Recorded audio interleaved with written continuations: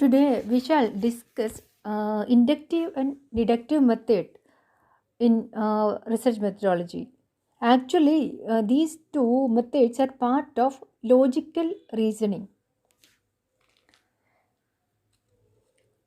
First, we shall discuss deductive method.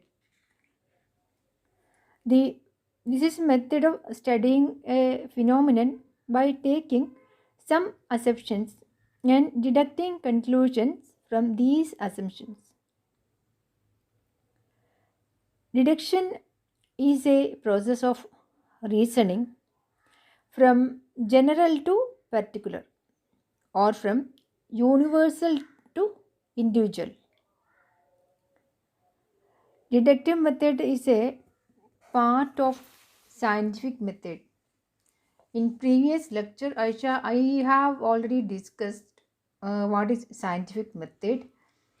It is basically a rational approach in accordance with the tenets of deductive logic. Deductive logic uses a general statement as the basis of argument. Core of the common forms of deductive logic is syllogism. An example of syllogism is, let me uh, give an example for this one. We can take the example of a man. Man is mortal. Socrates is a man. Then what is the conclusion? Socrates is mortal. This kind of logical reasoning is deductive method. We are deducing from already given data.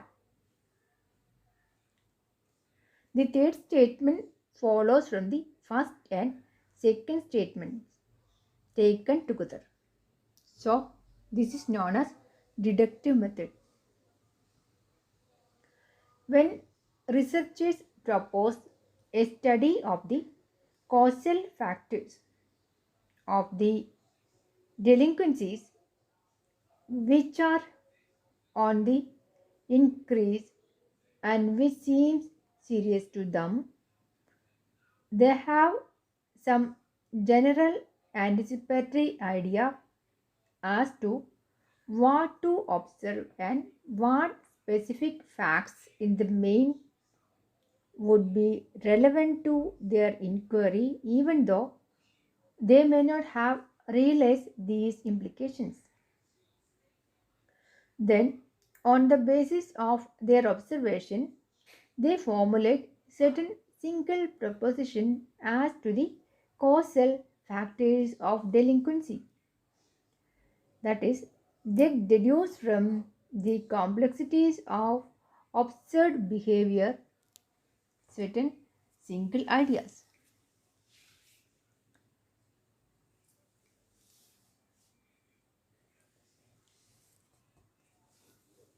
Now we can discuss the steps in deductive method.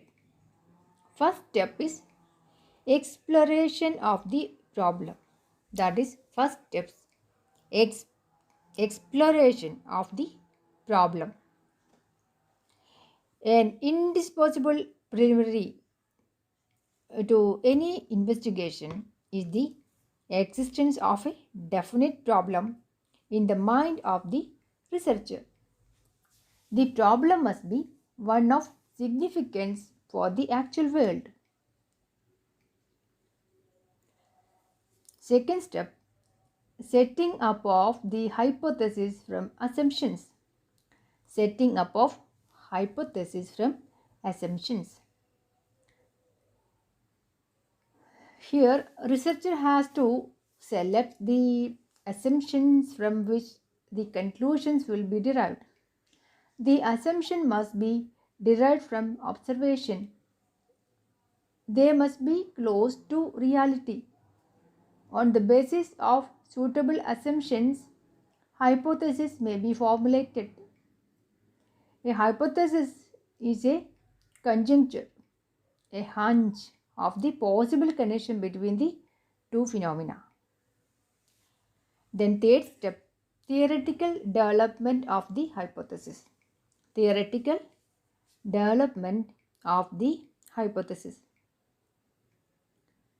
The nature and implications of the hypothesis have to be carefully analyzed to formulate a theory. This is purely the deductive part of the process. By logical reasoning, we have to deduce the consequences. Deductive explanations consist of two parts, the explanandum and explanans. The explanandum is the event, problem, or thing to be explained and is the conclusion of a deductive argument. It may be an individual event. The explanans, or usually we call them as premise. You might have studied major premise and minor premise while you were studying in second semester for the paper judicial process. Here the explanans or premise explain the explanandum, that is conclusion. The explanandum is deduced from explanans. The explanandum is deduced from the explanans. The deductive explanation has a valid argument because it takes the form of conditional argument affirming the antecedent, which is a valid form of inference. Last step is verification of theories. That is fourth step, verification of theories. The conclusions arrived at by the process of logical reasoning must be tested against reality. Now we shall discuss the merit of this kind of reasoning. First merit is it is powerful. Deductive explanation is very powerful because it makes use of a valid form of deductive argument where the explanandum must be true if the explanans are true. It is first one is powerful. Second one, it is a simple method. From a few basic facts of human nature, a number of inferences can be drawn by logical reasoning. This is the second step, the simple method. Third one is a substitute for experimentation. It is a substitute for experimentation.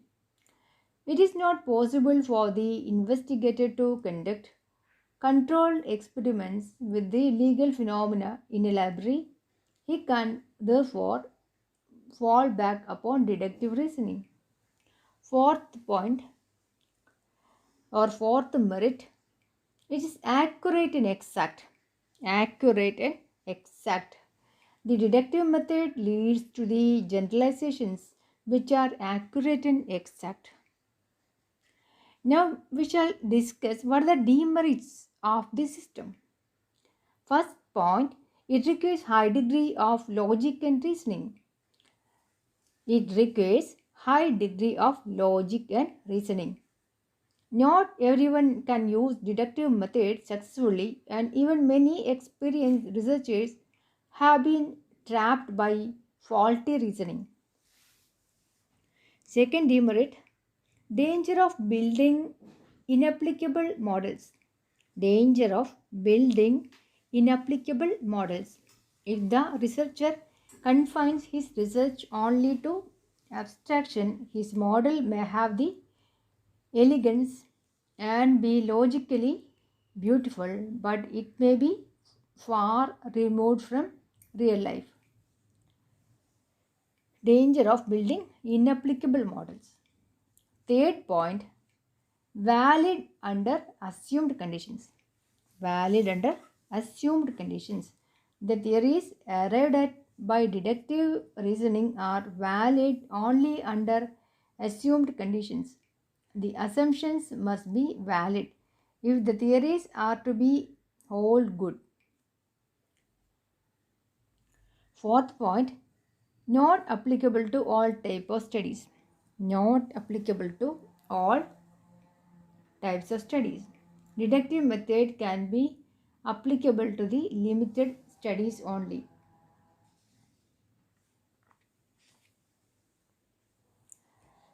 Then coming to inductive method.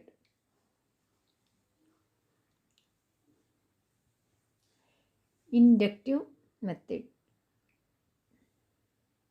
Induction is the most commonly used method of scientific research. Induction is a process of reasoning from particular cases to a group of cases. That is, here it is a reverse process. When we compare it with deductive method, in deductive method from general to specific cases, but here from specific cases to general rules. Inductive method is also known as historical or empirical or posteriori method. There are three other names: historical, empirical, or posteriori method. It may be described as practical approach to the research problems. It tries to remove the guilt between theory and practice. This method examines various causes one after another and tries to establish causal relations between them. General principles are laid down after examining a large number of special instances or facts. The method is said to be empirical because the formulation of principle is made only after an extensive compilation of the raw data of experience. The data may be historical or statistical data. The historical instances are qualitative while statistical data are quantitative. I shall discuss an example for inductive method. Let us take an example. A man called A died. Man A died. Second sentence, man B died, and so on. Then third one must be all men are mortal. Man A died, man B died, so all men are mortal.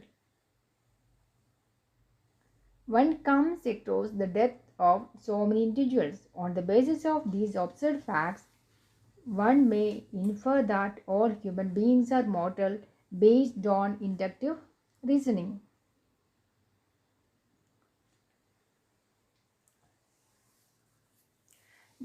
Now we shall discuss the merits of inductive method. First merit, it is more realistic. This method is more realistic because it studies the changes in conditions surrounding the social activities of man and their effect on social activities are analyzed and displayed. This method is more realistic. Second point, the possibility of verification. The possibility of verification. The method is more useful because its propositions can be tested and verified easily. Third one, proper attention to complexities. Proper attention to complexities.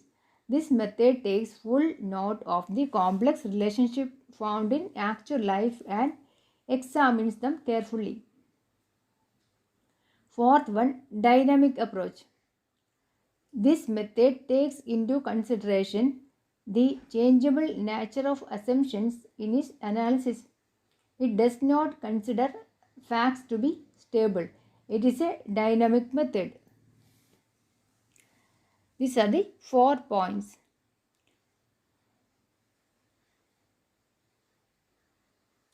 Now, coming to demerits or limitations of inductive method. First demerit is it is a difficult method.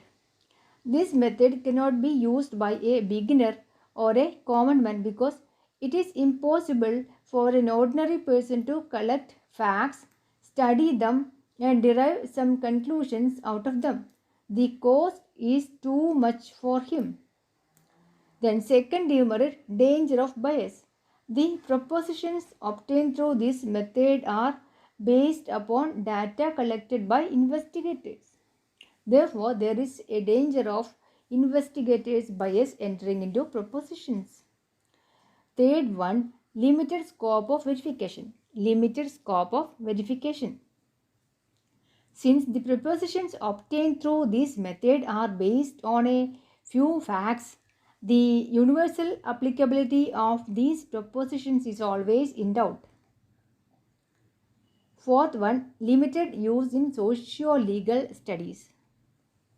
This method is commonly used for lifeless objects of the physical science.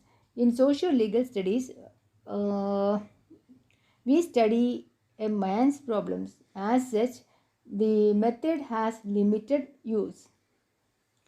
If anyone asks which method is preferred, the answer is both, because both methods are actually good.